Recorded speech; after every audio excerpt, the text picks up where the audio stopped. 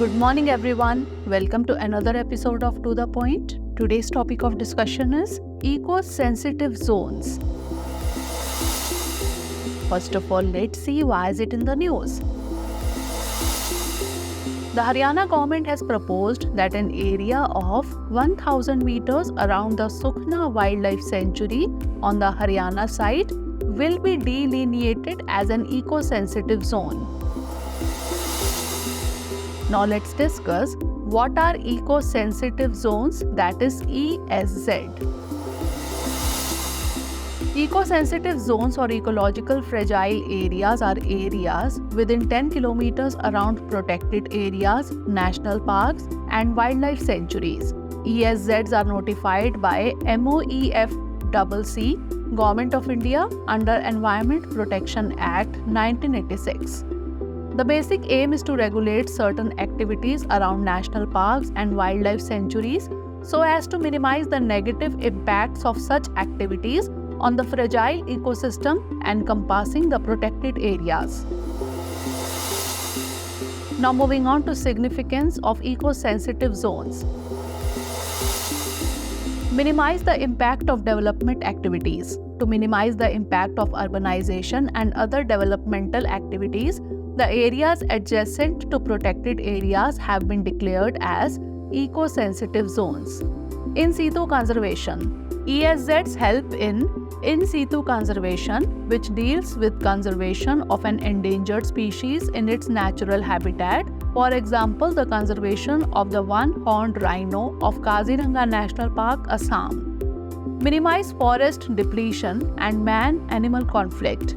Eco-sensitive zones minimize forest depletion and man-animal conflict.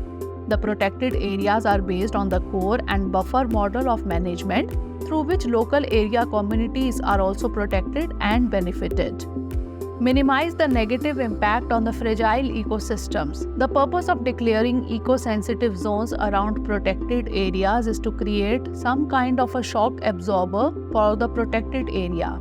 They also act as a transition zone from areas of high protection to areas involving lesser protection.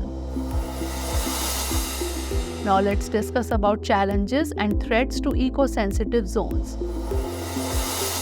Developmental activities. Activities such as construction of dams, roads, urban and rural infrastructures in the ESZ create interference, negatively impact upon the environment and imbalance the ecological system. Governance and new laws. By failing to recognize the rights of forest communities and curbing poaching of animal, legislations like Environmental Protection Act 1986 and Wildlife Protection Act 1972 undermine the ESZs in favor of developmental activities. Climate change. Biodiversity and climate change are interconnected. For example, the rise in global temperature has generated land, water, and ecological stress on the ESZs. Local communities. Slash and burn techniques used in agriculture, pressing of increasing population and the rising demand for firewood and forest produce, etc., exerts pressure on the protected areas. Now lastly, moving on to the way forward. Community engagement. It is important to involve local communities in the decision-making process for the management of ESZs.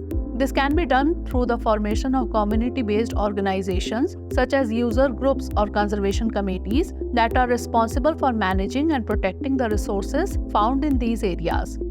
Alternate livelihood support. It is important to provide alternative livelihood options for local communities who depend on the resources found in ESZs for their livelihoods. This can include training programs and financial support for alternative livelihoods such as ecotourism, horticulture, and sustainable agriculture. Promoting eco-restoration. Afforestation and reforestation of degraded forest, regeneration of lost habitats, reducing climate change impacts by promoting carbon footprints and through education is needed. Now is the time for practice question. With reference to eco-sensitive zones, which of the following statements is or are correct? 1. Eco-sensitive zones are the areas that are declared under the Wildlife Protection Act 1972. 2. The purpose of the declaration of eco-sensitive zones is to prohibit all kinds of human activities in those zones except agriculture. Select the correct answer using the code given below. 1 only, 2 only, both 1 and 2, or neither 1 nor 2. Send the answer of this question in the comment section. Stay tuned for the next episode. Thanks for watching. Have a great day. For more informative content, like, share and subscribe. And do not forget to press the bell icon to get the notifications.